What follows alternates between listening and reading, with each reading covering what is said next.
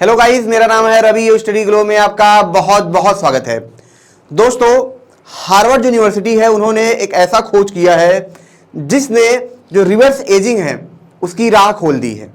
सबसे पहले मैं आपको यह बता दूं कि रिवर्स एजिंग पे काम ऐसा नहीं है कि आज हो रहा है, काफी वक्त से इस पे काम हो रहा था और रिवर्स एजिंग तो नहीं हो सकी थी, लेकिन हाँ, जो एज का बढ़ना था इस पे काफी हद तक जो वैज्ञानिक थे लगातार काम कर रहे थे और सफलता पा रहे थे।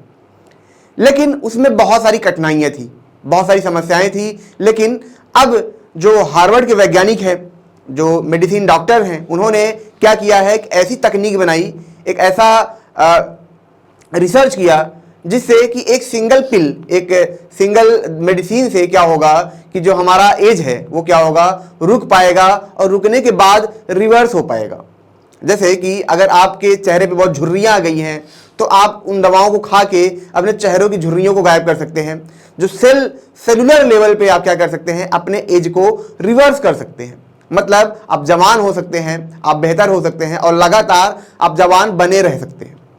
अभी तक क्या था दोस्तों कि जो लगातार जो रिवर्स एजिंग पे काम हो रहा था, चूहों पे रिसर्च किया गया और मतलब और जानवरों पर रिसर्च किया गया, तो ये देखा गया कि ठीक है, हम क्या कर सकते हैं, एज को मतलब पीछे तो नहीं कर सकते हैं, लेकिन हम ये कर सकते हैं कि जो एज है उसको क्या करेंगे, हम रोक पाएंगे। ठीक है, मतलब उसको हम रोक पाएंगे, वो घटेगा नहीं लेकिन बढ़ेगा। लेकिन अभी यहाँ पे जो नया रिसर्च हुआ इसमें ये देखा गया कि अगर किसी इंसान की एज ज़्यादा हो गई है, वो बूढ़ा हो चुका है, तो भी हम उसको रिवर्स एजिंग कर सकते हैं, उसको जवान बना सकते हैं। अब वो भी बिना किसी खतरे के। खतरे का मतलब क्या है? खतरे का मतलब दोस्तों ये है कि जो हार्वर्ड के वैज्ञानिक थे उनका ये कहना था कि हम जब भी क्या करेंगे, रिवर्स एज पे काम करेंगे, तो उसमें समस्या एक ये होती है कि हम उसमें नए सेल पैदा करते हैं या यंगर सेल पैदा करते हैं। और जब यंगर सेल पैदा होता है, ठीक है, तो उसमें समस्या ये होती है कि कभी कभी जो कैंसरस सेल होते हैं, जैसे कैंसर में क्या होता है कि जो सेल होते हैं वो क्या होते हैं कि आउट ऑफ कंट्रोल वे से डेवलप होना शुरू करते हैं, मतलब कि अनकंट्रोल वे से बहुत तेजी से बढ़ना शुरू हो जाते हैं और जिसकी वजह से हमें कैंसर होने लगता है। तो समस्या इसमें यह थी कि अगर हमने यंगर जो सेल हैं उनको एक्टिवेट किया, उसमें जो कैंसर जैसी स्थिति पैदा ना हो जाए। ऐसा ना हो कि हमने ट्रिगर तो कर दिया सेल को बनना और सेल बनना शुरू हो गए, अब वो कंट्रोल नहीं हो रहा है तो कैंसर का रूप ले लेंगे। तो ये एक समस्या थी जिसके लिए वैज्ञानिकों ने काम किया और उस समस्या से भी निजात पाया। तो दोस्तों, हम यहाँ पे समझेंगे कि आखिर ये कैसे काम करता है, कैसे वैज्ञानिकों ने ये खोजा, ठीक है, और कैसे इन्होंने ये पिल्स जो है जो आगे भविष्य में आएगी वो कैसे बन के आएगी, इसको हम समझेंगे। लेकिन दोस्तों, उससे पहले अगर आपको भी मानसिक तौर पे और बेहतर होना है और जवान होना है, रिवर्स एजिंग में करना है आपको मेंटली, तो फ्लो का कोर्स आप जरूर अवेल करें। दोस्तों, यहाँ पे बहुत सारी चीजें हैं, 22 ट्रिगर, थेरेपीज, मेडिटेशन, ठीक है, फिलॉसफी, बहुत सारी चीजें इसमें अवेलेबल है। दोस्तों, 12 घंटे का ये लेक्चर है और जब आप ये लेक्चर देख के निकलेंगे तो आपको लगेगा कि हाँ, सच में आपकी लाइफ में बहुत कुछ चेंज हो चुका है। दोस्तों, अभी भी लगातार रिव्यू आ रहे हैं। दोस्तों, ये क्लासेस आपको रिकॉर्डेड मिलेंगी और इसका जो डाउट होगा आप ग्रुप में पूछ सकते हैं। फ्लो 25 कोड आप यूज करेंगे तो महज 299 में आपको मिलेगा। आपको मैं ये भी बता दूं कि इन्हीं कोर्स के लिए दोस्तों लोग बाहर जाते हैं, लाखों और करोड़ रुपए खर्च करते हैं और फिर वहां से करके आते हैं। तो वो चीजें आपको यहाँ पे अवेलेबल हो रही हैं, सस्ते में अवेलेबल हो रही है, वरना आप अफोर्ड नहीं कर सकते हैं जो फॉरेन के प्राइस हैं। ठीक है, तो अब दोस्तों हम बात करेंगे कि आखिर ये हुआ कैसे। तो दोस्तों, इसकी शुरुआत जो होती है, मैं आपको बता दूं, इसकी शुरुआत होती है 2012 में। दोस्तों, 2012 में एक साइंटिस्ट थे, ठीक है, जिनका नाम था यामानाका। ठीक है, इनको क्या था, 2012 में नोबेल प्राइज दिया गया।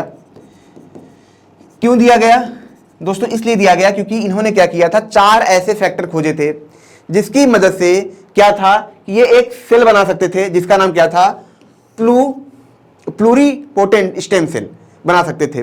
और इस स्टेम सेल की खास बात क्या थी, यह स्टेम सेल किसी भी स्टेम सेल, मतलब किसी भी सेल में चेंज हो सकता था, किसी टाइप के सेल में चेंज हो सकता था, जिसके लिए इन्होंने क्या किया, 4 फैक्टर बताए। उन 4 फैक्टर के द्वारा, ठीक है, क्या था कि किसी भी हम सेल को क्या करते, हम इसमें इसको बदल लेते। अभी समझेंगे आखिर ये क्या है।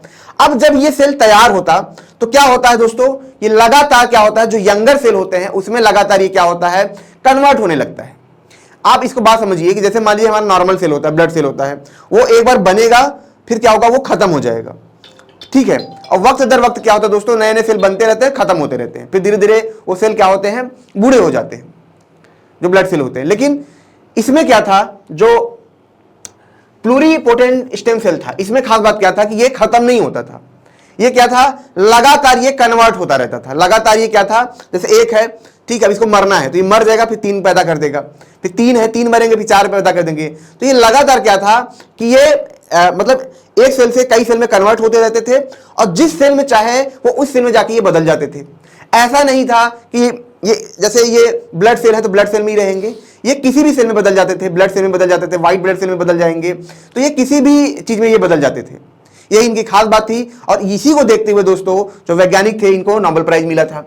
अब इसी फैक्टर को लेकर दोस्तों जो हार्वर्ड के वैज्ञानिक से लगातार रिसर्च करने लगे, और उनके दिमाग में ये था कि अगर यह शोध इतना बढ़िया है तो क्यों ना हम इस जो फैक्टर है इसका यूज करें और इसको हम लैब में बनाएं, और लैब में बनाने के बाद हम क्या करें, इसकी जानकारी लें, और जानकारी लेने के बाद हम क्या करें कि ऐसा पिल बनाएं, एक ऐसा दवा बनाएं जिसको लोग खाएं।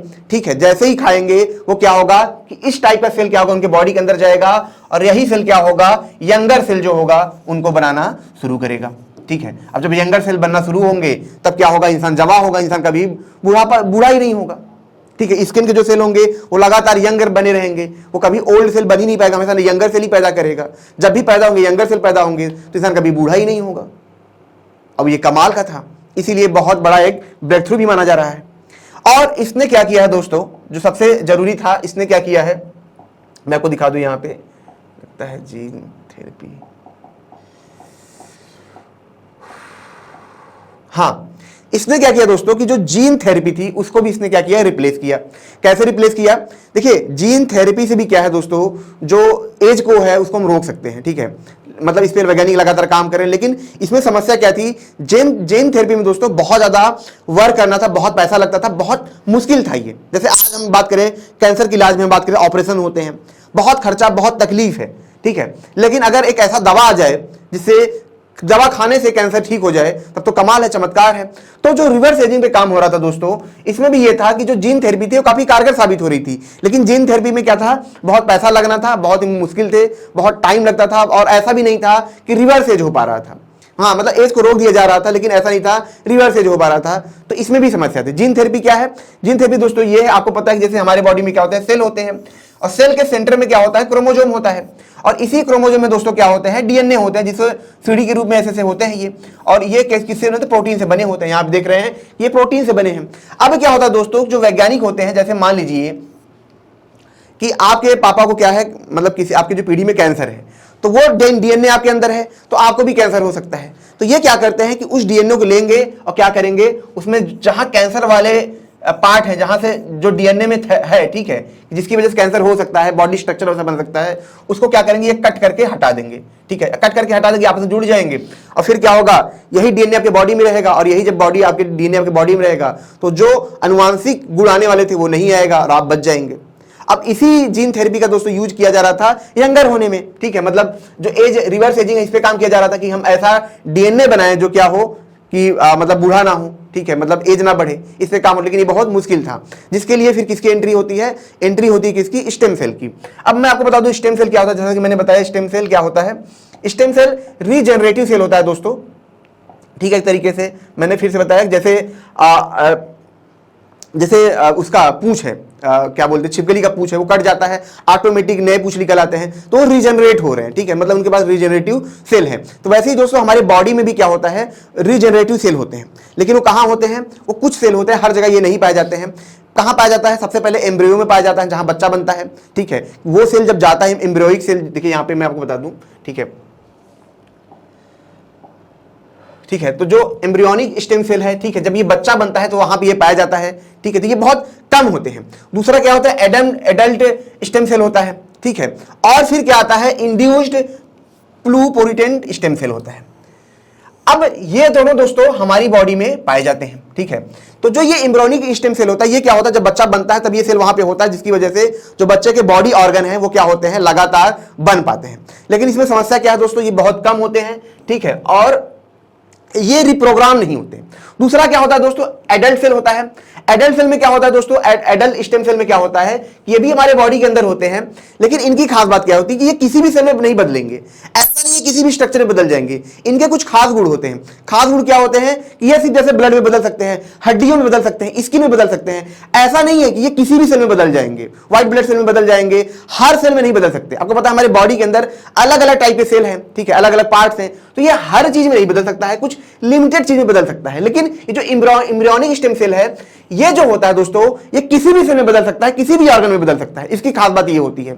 तो ये तरीके से हम यही कहें, ये एक चमत्कार था, लेकिन इसको बॉडी पे कैसे काम किया जाए, ये एक समस्या थी। भाई ठीक है, हमारे पास एम्ब्रियोनिक सेल है, ठीक, इंसान के अंदर है, हमने क्या किया, उस सेल को निकालने में उसको यूज कैसे करें, ये एक समस्या थी। तो जिसके लिए दोस्तों क्या होता है, ठीक है, जो यामानाका होते हैं वही फैक्टर निकालते हैं, जिसकी वजह से क्या था कि हम क्या करते, जैसे क्या था कि एडल्ट स्टेम सेल को हमने लिया, हमने एडल्ट स्टेम सेल को लिया जो कि कुछ सेल में बदल सकता था। लेकिन अब हमने क्या किया कि इस सेल के अंदर जो डीएनए था, या जो हम ये कहें, इसमें क्या किया, हमने रीप्रोग्रामिंग कर दी। ठीक है, क्या किया हमने, रीप्रोग्रामिंग कर दी। अब जब रिप्रोग्रामिंग कर दी मतलब एडल्ट स्टेम सेल में, तो किसमें बदल गया, इंड्यूस्ड, ठीक है, प्लूरीपोटेंट स्टेम सेल में बदल गया, जिसको हम इसको लोग आईपीएस भी बोलते हैं। ठीक है, तो ये आईपीएस बदल गया। ठीक है, अब आईपीएस बदल गया, अब इसको क्या होगा दोस्तों कि अगर हम बॉडी के अंदर डाल दें, हमने रिप्रोग्राम इसको ऐसा किया है, ये क्या करेगा, यंगर सेल ही पैदा करेगा। अगर हम इसको रिप्रोग्राम कर दें कि ब्लड सेल पैदा करे, तो ब्लड सेल पैदा करेगा। ठीक है, लेकिन हमने इसको क्या किया, रिप्रोग्राम किया, किसके द्वारा, यामानाका फैक्टर के द्वारा, जो 4 फैक्टर थे जिसके लिए नोबेल प्राइज मिला था। हमने इसको प्रोग्राम किया कि यंगर सेल क्या करे, पैदा करे। अब ये क्या करेगा दोस्तों कि हमारे बॉडी के अंदर हमने क्या किया, उन्होंने पिल के फॉर्म में बना दी, हमने खाया। अब ये जाएगा हमारे सेल को ट्रिगर करेगा, मतलब उसको बार बार इंड्यूस करेगा, हिंट करेगा कि भैया तुम यही सेल पैदा करो, यंगर वाला पैदा करो, ये वाली नहीं, मतलब जो पुराना था, पुरानी याद को। ठीक है, तो ये क्या करेगा, तो हमारे जो सेल होंगे वो क्या करेंगे, लगातार यंगर सेल पैदा करना शुरू करेंगे। और जब यंगर सेल हमारी बॉडी के अंदर पैदा शुरू होगा, तो हमारा जो स्किन है बूढ़ा है वो जमा हो जाएगा, ये सारे बॉडी जो है जमा हो जाएंगे। जो हमारा आई साइट है, जो हमारी आंखों से कम दिखता है, वो भी धीरे धीरे क्योर होने लगेगा। इसी का दोस्तों यूज करके जो रिसर्च हुआ है, इसी का यूज करके जो आई साइट है उसको बेहतर किया गया है, आंखों की रोशनी वापस लाई गई है। अप्रैल 2023, ठीक है, मतलब आज से 2-3 महीने पहले की बात है। ठीक है, एक बंदर था जिसकी आंख पूरी चली गई थी, उसको दिखाई नहीं दे रहा था, लेकिन इसी सेल का यूज करके क्या किया गया दोस्तों, उसकी आंखों की रोशनी वापस ला दी गई। वो बंदर काफी बुरा हो चुका था, लेकिन इसका यूज करके उन्होंने ये किया। तो मतलब आप समझ सकते हैं कि आने वाला जो भविष्य है वो चमत्कार से भरा है। ठीक है, चमत्कार मतलब कि हम हमेशा जवान रह पाएंगे। ठीक है, अब एक चमत्कार मैं आपको ये भी दिखा दूं, जैसे लिब लेंथनिंग सर्जरी के बारे में बात करें हम। ठीक है, उसमें भी दोस्तों इसी स्टेम सेल का यूज किया जाता है, एडल्ट स्टेम सेल का यूज किया जाता है। जैसा कि मैंने बताया कि एम्ब्रियो होता है, फिर एडल्ट होता है, और फिर क्या था, आईपीएस था। तो जो आईपीएस होता है उसको रिप्रोग्राम किया जाता है ताकि हम जो चाहें वो बना सकें। आई ठीक करना है तो वो कर सके, यंगर बनना है तो वो कर सके, दिल के अंदर क्या है कि हमको सेल रिजनरेट करने हैं वो कर सके, तो वो होता है। लेकिन जो एडल्ट सेल होता है दोस्तों, ये लिब लेंथनिंग में किया जाता है।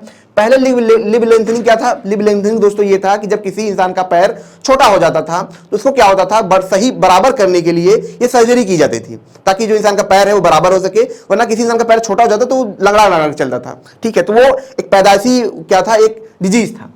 अब कुछ लोगों ने देखा कि यार इससे तो हाइट भी बढ़ सकती है, तो लोगों ने क्या किया, इससे हाइट बढ़ाना शुरू किया। तो अब डॉक्टर क्या करते हैं, पैर को आपको बीच में काट देंगे, बीच में रॉड डाल देंगे। जब रॉड डाल देंगे तो बीच में जो जगह बचती है, यहां पे क्या होता है, ऑटोमेटिक स्टेम सेल की वजह से दोस्तों यहां पे हड्डी बनना शुरू हो जाती है। और जब हड्डी यहां पे बन जाएगी तो उसकी भाई हाइट बढ़ गई।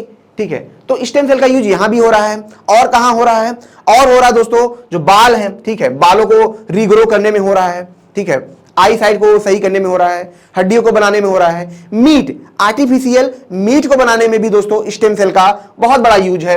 अभी तो महंगा है वो, अभी तो प्रोसेस में है, लेकिन आने वाले वक्त में आप देखेंगे कि स्टेम सेल की वजह से क्या होगा कि लोग आर्टिफिशियल मीट बना पाएंगे और उसको लोग कंज्यूम कर पाएंगे। एक छोटा सा सेल लेते हैं, उसी सेल से क्या करते हैं, उसको रिजनरेट करते हैं और नया मीट बन के तैयार हो जाता है, जैसे किसी जानवर का मीट हो।